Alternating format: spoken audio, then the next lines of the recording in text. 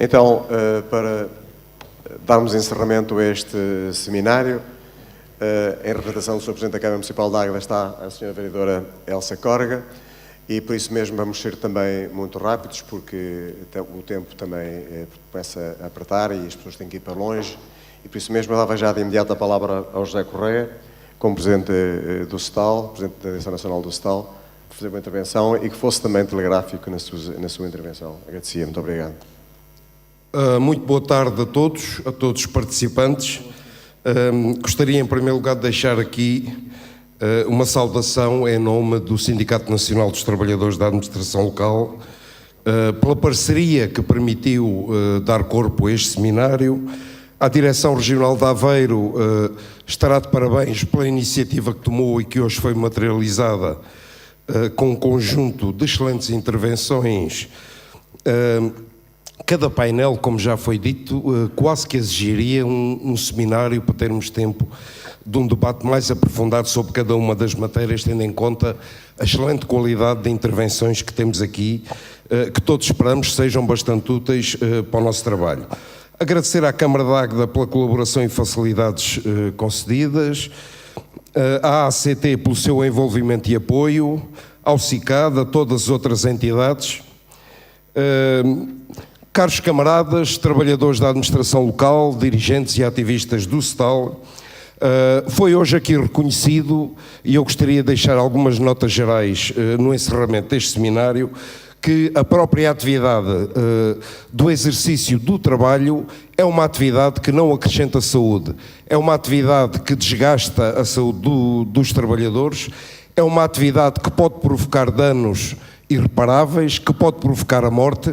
Tivemos aqui um dado que nos deve fazer refletir. Durante o ano de 2017, em Portugal registaram 119 acidentes mortais, e todos temos, pois, de assegurar de forma articulada que o ambiente que rodeia os trabalhadores em cada local de trabalho é um ambiente seguro, é um ambiente convidativo ao exercício da sua profissão, ao exercício da atividade, e que gere confiança a quem diariamente presta no mesmo local e em condições muito idênticas uma atividade que se quer com produtividade, segura, e esse é um compromisso de todos nós. O panorama das condições em que se desenvolve hoje o trabalho na administração local é um panorama, eu não diria insatisfatório, eu penso que é de veras preocupante. Assistimos a um conjunto muito alargado de instalações degradadas, em muitas delas não deveria ser permitida a continuidade de uma atividade laboral. Existem faltas de equipamentos individuais de proteção, falta de promoção, falta de investimento na promoção de locais de trabalho saudáveis e de todo um desenvolvimento de uma cultura de exigência em relação a melhorarmos este panorama. O cumprimento efetivo da legislação, como vimos sobre esta matéria, é uma grande dificuldade que temos.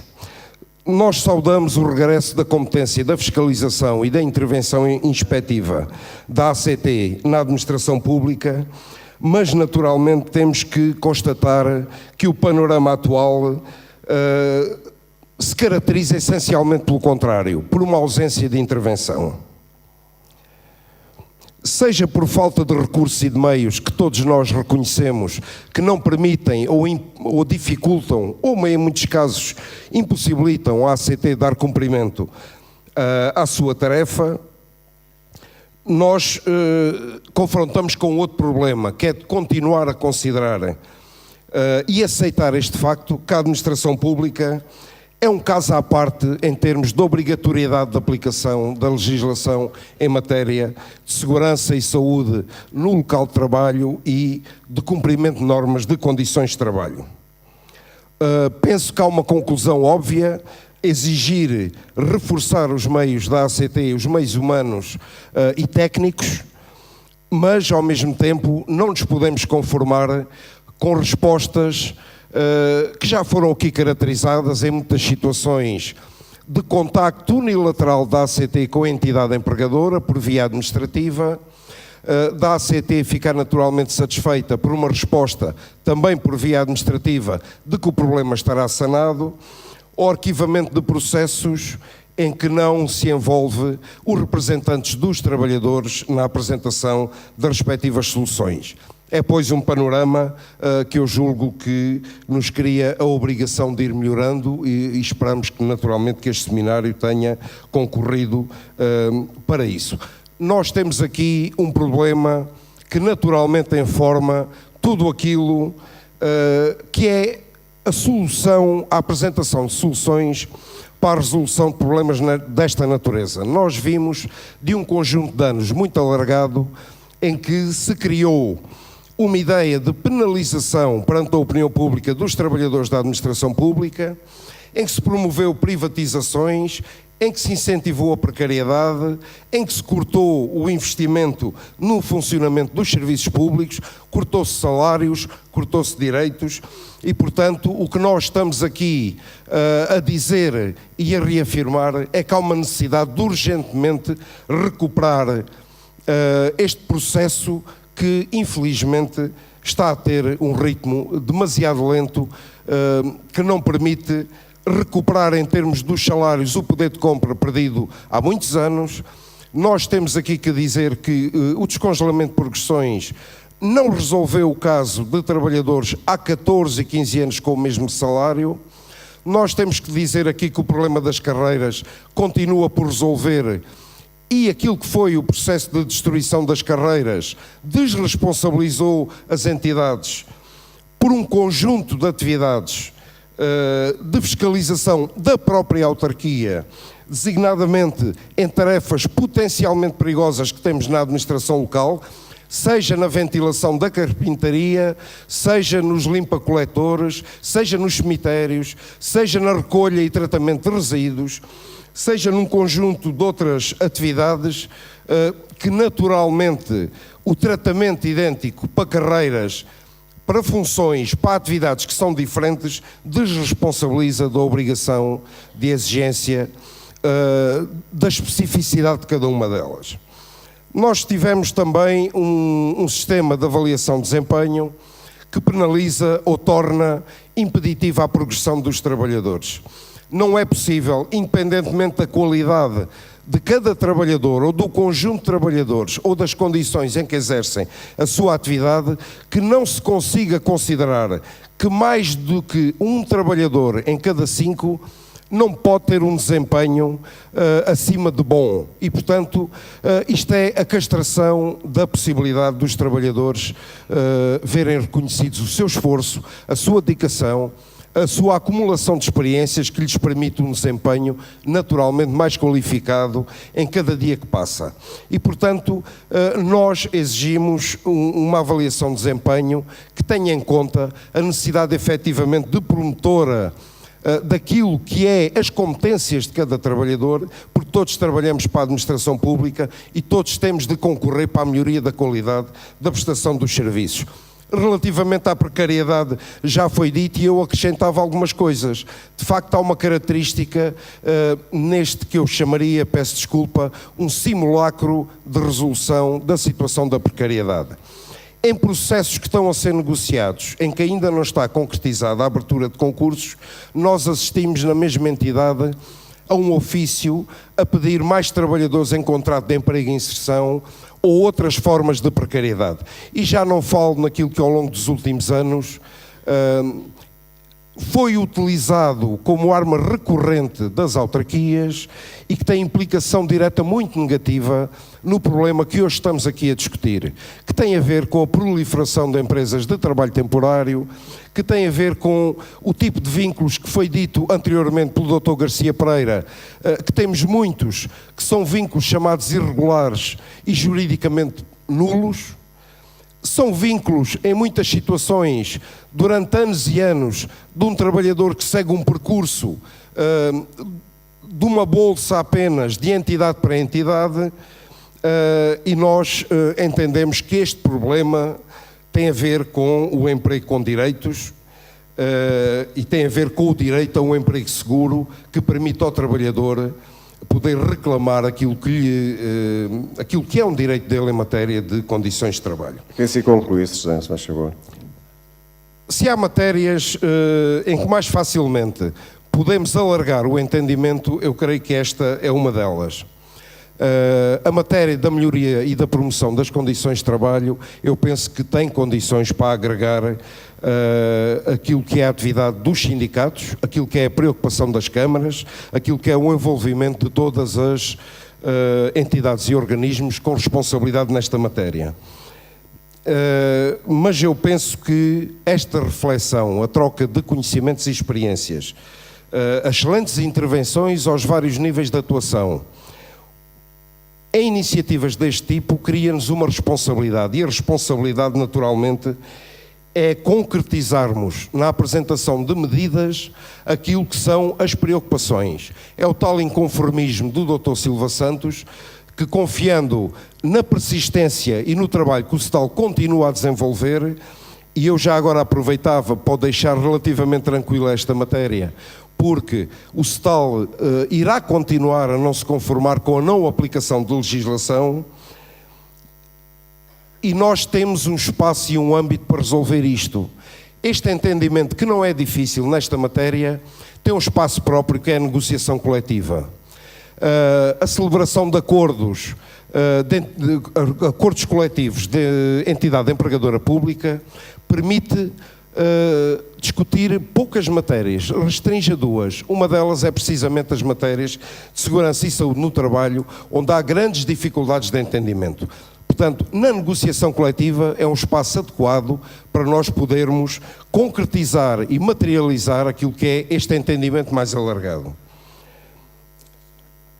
Mas nós temos ainda uma outra conclusão que podemos tirar daqui. Mais do que a exigência de ampliar os direitos reconhecidos por lei, aquilo que a lei consagra, penso que não deve ser a nossa preocupação fundamental, porque há um incumprimento generalizado da lei a todos os níveis, e penso que isso tem que concentrar a intervenção de todas as entidades, incluindo naturalmente a estrutura sindical. A Lei 11 de 2014, 6 de março, alterou substancialmente o artigo 41 do Decreto-Lei 503/99 de 20 de novembro, dando uma nova redação à linha B do número 1 desse normativo e determinando a proibição da acumulação de prestações periódicas atribuídas por incapacidade parcial permanente, impedindo deste modo que os trabalhadores da administração pública possam receber a justa reparação por acidentes em serviço ou por doença profissional, criando uma flagrante injustiça, como já foi aqui referido, relativamente ao tratamento dado aos restantes trabalhadores, particularmente do setor privado. Sob esta questão, temos um acórdão do Tribunal Constitucional que eu evitava comentar mais do que aquilo que foi dito. É inadmissível que o magistrado quase que insinue que um trabalhador pode ter um acidente de propósito para ter direito a uma indemnização. Mas nós temos um trabalho percorrido na Assembleia da República em que todos os grupos parlamentares acham que é evidente esta injustiça e que urge alterar a lei. A Frente Comum tem uma petição nos locais de trabalho também para corrigir esta injustiça. No entanto, a dificuldade em resolver este problema tarda bastante, e este é um problema que também nos deve envolver a todos neste momento. Eu queria mais duas notas para terminar. Relativamente às estatísticas, foi dito aqui que isto não pode ser abordado pelo lado estatístico. Nós temos aqui os dados estatísticos, com vários parâmetros que foram apresentados, não consideram devidamente as situações de burnout, não consideram devidamente as situações de assédio moral ao trabalho, tardam em reconhecer aquilo que é uma doença profissional que demora anos até ser reconhecida enquanto tal, e, portanto, eu gostaria de referir aquilo que é a preocupação do SETAL neste momento. Nós estamos e lançámos uma campanha pela melhoria das condições de trabalho na administração local. Dessa campanha consta a aplicação de um questionário com o levantamento da situação existente nas autarquias, relativamente a instalações, relativamente aos serviços de medicina ocupacional, relativamente àquilo que é o fornecimento de equipamentos individuais de proteção e relativamente àquilo que é o envolvimento obrigatório por lei das centenas de representantes de trabalhadores para a segurança e saúde de trabalho que o SETAL tem eleito. mas o STAL tem também uma exigência a colocar, que as atividades com um desgaste acentuado, que enquadrem um risco de acidente perfeitamente identificadas, justifiquem a atribuição de um suplemento de insalubridade, penosidade e risco, que há muitos anos existia e foi eliminado, tendo em conta o desgaste muito acentuado em muitas atividades. Por último, eu gostaria só de confirmar aquele repto. Eu penso que os trabalhadores da administração local e o seu sindicato de classe, o STAL, estão em condições de confirmar que estão disponíveis aos vários níveis de responsabilidade e de problemas para serem uma parte indispensável no processo de melhoria das condições de trabalho e são, neste contexto, um parceiro absolutamente indispensável. Não nos conformemos, pois, com as dificuldades de aplicação da lei, com aquilo que é uma desresponsabilização mais geral e penso que podem contar com o STAL para continuar a exigir o trabalho com direitos e por locais de trabalho verdadeiramente saudáveis e que criem bem-estar, porque esse também é um objetivo de trabalho. Muito obrigado. Toma agora a palavra. Obrigado, Zé Correia. Arménio Carlos. Bem, então, boa tarde a todos e a todas. Antes de mais, saudar o STAL por esta iniciativa de grande significado, saudar também todos os convidados que intervieram e, particularmente, todos aqueles que aqui estiveram durante este dia a refletir, a ouvir, mas também a apresentar ideias, sugestões, críticas e soluções. O que este seminário provou é que, se há alguém que conhece os problemas nos locais de trabalho, identifica as situações e apresenta soluções, é o movimento sindical e, concretamente, os dirigentes e os delegados sindicais. Ninguém melhor que vós sabe aquilo que se lá passa e como é que as coisas podem ser resolvidas. E pena é que, ao longo destes anos, as entidades oficiais, a começar nos sucessivos governos, tenham estado pouco atentos àquilo que lhes é dito pelos sindicatos e, sobretudo, tenham continuado a persistir em salas fechadas, a decidir genericamente sobre o problema, quando, enfim, se estão cada vez mais distanciados da resolução desses mesmos problemas.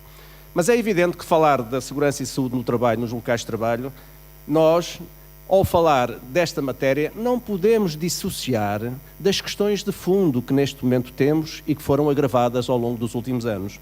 Falamos concretamente no modelo de baixos salários e trabalho precário, falamos na precariedade em geral, porque um trabalhador com vínculo precário é sempre um trabalhador que tem mais dificuldade em exercer direitos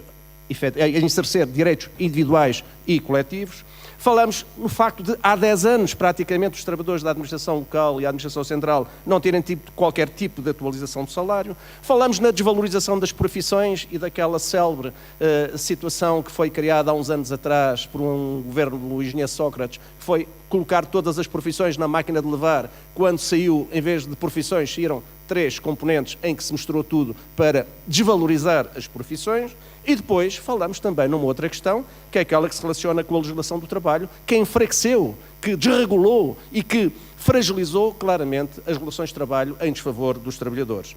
E, portanto, quando estamos a falar disto, depois vem tudo o resto que está na origem dos problemas da sinistralidade e das doenças profissionais. Estamos a falar da legislação do trabalho, da degradação da qualidade do emprego, mas não só, estamos a falar da intensificação dos ritmos de trabalho, da desregulação dos horários e do assédio que é permanente em muitos locais de trabalho e que é exercido numa lógica de terrorismo, de tortura psicológica sobre os trabalhadores.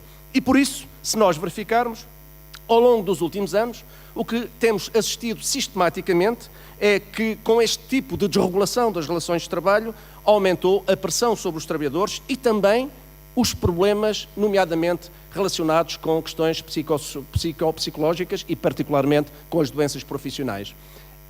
As depressões hoje não são já uma coisa de, digamos, de nível reduzido.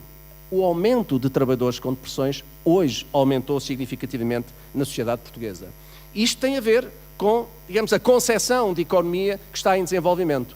A economia tem que estar ao serviço das pessoas, do desenvolvimento do país. E não pode continuar a estar subordinada aos interesses de uns poucos que, à custa do pretexto da competitividade, pura e simplesmente esmagam os direitos dos trabalhadores aos mais variados níveis, quer no plano individual, quer no plano coletivo, secundarizando o seu papel na sociedade e já agora desvalorizando o trabalho e desvalorizando as profissões e também a própria intervenção dos trabalhadores. E é por isso mesmo que nós dizemos que o caminho não pode ser este. As coisas têm que se alterar rapidamente. E se nós analisarmos bem, basta verificar que foi precisamente, há pouco estava aqui a ouvir várias intervenções dos nossos convidados, mas é bom relembrar isto e resistar. Foi precisamente na altura em que nós tivemos a Troika e a política de direita que todos nós conhecemos em Portugal, que se acentuaram as desigualdades, que aumentou a pobreza e já agora que aumentou a pobreza laboral. Sim, porque independentemente das medidas que foram tomadas recentemente no contexto da Assembleia da República, em que se aprovou uma série de legislação para aumentar o valor do subsídio de desemprego, o valor das reformas, para os apoios sociais, para o arrendamento social de inserção, para o abono de família, etc. Mas o que é certo é que é verdade que a pobreza em termos gerais baixou um bocadinho. Mas se vocês repararem, do ponto de vista estatístico, a pobreza laboral continua na mesma. Tinha 10,9%, temos 10,8% dos trabalhadores com uma situação de pobreza laboral. E olhamos para a administração local e o que é que nós vimos?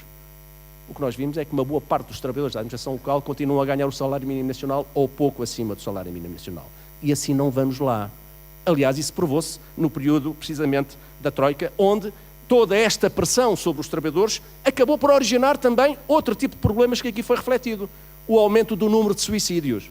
Sim, porque ao contrário daquilo que nós defendemos, que o trabalho deve valorizar o trabalhador e o ser humano, o que nós verificámos ao longo dos anos é que o trabalho começou a ser utilizado como um instrumento para matar seres humanos. E isso não pode ser, camaradas. Nós não podemos aceitar isto. Isto é um retrocesso social e civilizacional que jamais em tempo algum nós poderemos permitir ou tampouco aceitar que continue. E é neste contexto, já agora que estamos a falar de números, que mais importante do que os números, estamos a falar de pessoas. Os trabalhadores não são objetos descartáveis, em que hoje, enfim, têm um acidente, amanhã vão para o seguro e depois logo se vê. Não, estamos a falar de homens e mulheres.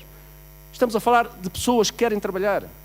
E já agora, mesmo para aqueles que, por vezes, olham para as estatísticas e têm uma concepção economicista, então também têm que perceber que o número de acidentes ou doenças profissionais, face e em resultado das políticas que têm sido seguidas de desregulação completa das relações laborais, são as responsáveis por, no ano de 2015, ter-se perdido 5.459 dias de trabalho. Repito, 5.459 dias de trabalho. Porquê? Porquê é que isso se deu? Basta só registrar o número? Não, temos que ir a montante. Porquê é que isto se deu? Por um conjunto de problemas que todos nós já identificamos. Mas já não é só isto. É mais do que isto. Porque, entretanto, o que nós verificamos é que o papel das seguradoras no que respeita à reparação ainda é pior do que as medidas que não são tomadas para a prevenção. É que as seguradoras entendem esta questão da sinistralidade como um negócio da China. É sempre a embolsar. Primeiro ganham com os seguros que fazem com as empresas ou com as entidades patronais e depois a seguir roubam aos trabalhadores sinistrados que em vez de lhes pagar aquilo que é devido em termos de reparação, pelo contrário, como vimos aqui, os exemplos que foram apresentados, pelo contrário, o que procuram é pressionar o trabalhador em tribunal para receber o menos possível. E já agora? E como é que funcionam os tribunais? Onde é que está a sensibilidade social de um conjunto de juízes como aquele que ainda há pouco tivemos aqui a oportunidade de testemunhar com aquele exemplo relativamente a um problema? Então como é que vem, digamos, uma percentagem de uma pessoa idónea que está num determinado serviço e essa percentagem, neste caso concreto, que identificava a fragilidade do trabalhador, depois é reduzida de uma forma brutal também por outro que estava no tribunal. O que é isto? Nós não podemos aceitar isto. Não estamos a falar de coisas em genérico, estamos a falar de pessoas. E, portanto, o negócio das seguradoras tem de acabar. Nós não podemos aceitar que este negócio, digamos, prevaleça e se sobreponha àquilo que é fundamental, que é o respeito pelos direitos humanos, que é o respeito pelos direitos dos trabalhadores. Já não basta um trabalhador estar sinistrado. Ainda por cima é vítima de uma posição que acentua a sua a sua fragilidade do ponto de vista pessoal, mas não só, do ponto de vista futuro. Isto tem que ser tratado. Isto tem que ser resolvido. E não vale a pena continuarmos todos a dizer que temos um problema que nos desafia à sociedade, que é de melhorar as condições de trabalho. Sim, mas para melhorar as condições de trabalho tem que se melhorar a qualidade do emprego e, já agora, a intervenção também de todas as instituições, a começar pelo Governo, passando pela ACT e também pelos próprios tribunais. É disto que se trata. E nós, quando fizemos críticas à ACT, não fazemos no sentido destrutivo. Alguns pensariam até que a melhor forma de resolver o problema da ACT era nós deixarmos de falar e criticar a ACT e, pura e simplesmente, deixarmos de apresentar as nossas denúncias à ACT para que pudesse intervir atempadamente. É ao contrário, camaradas. Ainda recentemente tivemos uma reunião com a nova direção da ACT e aquilo que dissemos é que, enquanto houver problemas nas empresas, a ACT tem a obrigação de participar, de intervir e de resolver problemas. E, pela nossa parte, o apelo que fazemos é para que todos aqueles que se constatam nos locais de trabalho que há violações dos seus direitos individuais e coletivos, para que informem o sindicato e se faça a solicitação de intervenção da ACT. Quantos mais processos lá aparecerem, maior é a pressão para que a ACT possa funcionar. E já agora, camaradas, sejamos objetivos e claros. Já não é só um problema da ACT, é um problema de concepção política de orientação, também deste Governo em relação às relações de trabalho. Porque o mesmo Governo, que num espaço relativamente curto de tempo, disponibiliza 450 milhões de euros para resolver um problema do novo banco, é o mesmo Governo que leva anos e anos e anos a reforçar, nomeadamente os quadros de efetivos da ACT. Qual é o argumento? Não há dinheiro. Mas é o dinheiro do erário público que está aí para o setor privado, nomeadamente o setor financeiro. Até não há dinheiro para resolver problemas que se sabe de antemão que numa relação laboral há uma parte que está claramente mais fragilizada, que é a parte dos trabalhadores relativamente à parte patronal. Então, não resolvendo este problema, e já agora, não assumindo que a ACT tem de intervir para punir os patrões, que neste caso concreto violam direitos individuais e coletivos, e não para os sensibilizar a não violar, camaradas, isso já é uma história, já vem de há 30 anos atrás. Há 30 anos atrás que esta tese da pedagogia está a ser seguida e nós perguntamos, e quais são as consequências da pedagogia? A continuidade da violação dos direitos dos trabalhadores. Não pode ser. É aqui que nós dizemos também e transmitimos isto à diretora da ACT. A ACT tem de fazer a pedagogia quando tem de fazer a pedagogia, mas já agora não pode andar 30 anos a fazer pedagogia com os mesmos que há 30 anos que andam a violar direitos dos trabalhadores. Tem que os penalizar. E se eles perceberem, as entidades infratoras, perceberem que não podem continuar a manter o mesmo sistema e a mesma atitude, camaradas, isto vai mudar. Agora, nós queremos que a ACT tenha mais força, maior capacidade de intervenção e, já agora, mais eficácia na sua intervenção. E por isso, nós não vamos desistir. Nós vamos dar ainda mais informação à ACT e vamos solicitar que ela intervenha ainda com mais regularidade. Isto não é para pôr em causa a ACT. Não. É para dar força à ACT. Mas para isso tem de haver uma concepção de prioridades políticas no que respeita à resolução dos problemas dos trabalhadores aos mais variados níveis. E termino com uma outra ideia que para nós é fundamental. Nós estamos aqui, temos um caminho percorrido ao longo de muitos anos para aqui chegar e agora temos desafios muito grandes pela frente. A questão das condições de saúde e trabalho dos trabalhadores para nós é um elemento estruturante. E por isso, tal como há pouco ainda também era referido, pela parte da CGTP, nós não estamos de acordo com determinado tipo de situações. A questão da lei para a eleição dos representantes de saúde e segurança do trabalho, representantes dos trabalhadores, tem que ser alterada. Aquilo é uma burocracia do tamanho do mundo. E, portanto, vamos lá simplificar. Não é o Governo que diz que quer introduzir o simplex nas várias áreas da sociedade portuguesa. Simplifiquem aqui, caramba. Isto é fácil, simplifiquem. E já agora, deem melhores condições aos representantes dos trabalhadores para atuarem com eficácia nos locais de trabalho, porque 5 horas por mês, camaradas, 5 horas por mês num local de trabalho que eventualmente tenha, aliás, numa empresa ou num município que tenha vários locais de trabalho, é o tempo que a gente perde na deslocação de um lado para o outro e lá se vai o horário. Eu falo, lá se vai as horas que nos foram disponibilizadas. Não pode ser. Tem de haver mais horas para os representantes dos trabalhadores poderem atuar e poderem intervir. E não nos venham dizer que isto traz um encargo de acréscimos financeiros às autarquias ou às entidades patronais. Não faz parte da prevenção. não fomos todos nós que assumimos que mais importante do que reparar depois do mal, é preciso prevenir que o mal aconteça? Então que se invista. É um investimento com retorno. Que se invista na prevenção. Que se dê melhores condições aos nossos representantes para poder atuar. Mas não só.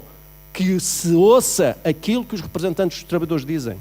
As suas propostas, as suas soluções, as suas saídas. E se isto for feito, nós vamos dar aqui um salto qualitativo em articulação com aquilo que para nós é fundamental, que é a revogação das normas gravosas da legislação do trabalho, seja no setor público, seja no setor privado. E já agora, porque estas são coisas que também têm a ver com a vida das pessoas, e já agora também com a sua intervenção na sociedade, já é tempo mais do que suficiente, e nós não vamos abdicar de que os salários dos trabalhadores do setor público passem a ser atualizados anualmente. É uma vergonha. É uma vergonha que um princípio constitucional que determina a atualização anual dos salários continue a ser violado há 10 anos, enfim, sistematicamente. Anteriormente, diziam-nos que os salários não podiam ser aumentados por causa da recessão. E então, não só não foram aumentados, como foram congelados e reduziram o poder de compra dos rendimentos dos trabalhadores do setor público. Depois é porque entramos numa estagnação económica e não havia condições ainda para os aumentar. E agora nós perguntamos, e agora que a economia está a crescer, que todos dizem que Portugal está a subir significativamente, até do ponto de vista da análise da União Europeia, e nós perguntamos, então e agora não aumentam os salários porquê? Têm de aumentar, camaradas. Têm de aumentar. E têm de aumentar porque é legítimo a resposta a esta questão para os trabalhadores do setor público e também é um sinal para os trabalhadores, para as entidades do setor privado, para que sigam o mesmo exemplo e que não continuem a bloquear a contratação coletiva, como é do conhecimento de todos. E sendo assim, camaradas, isto tem de andar para a frente e tem de andar para a frente com iniciativas desta natureza e com muitas outras, para afirmar os direitos dos trabalhadores e a valorização do trabalho e dos trabalhadores. E não se esqueçam, nós, no dia 9 de junho, temos uma grande manifestação nacional em Lisboa. E aquela é mesmo para valer. É por causa disto também, para afirmar a saúde e a segurança do trabalho como uma referência para a sociedade portuguesa. Mas não só, é para também exigir que a legislação do trabalho seja alterada, que valorizem o trabalho e os trabalhadores, que tenham em consideração que devem de respeitar os trabalhadores da administração pública e os trabalhadores do privado em geral, e já agora que se distribua a riqueza de uma outra forma, que se combata a precariedade, esse flagelo que hoje atravessa toda a nossa sociedade, desde o mais jovem ao mais idoso, e simultaneamente que não se esqueçam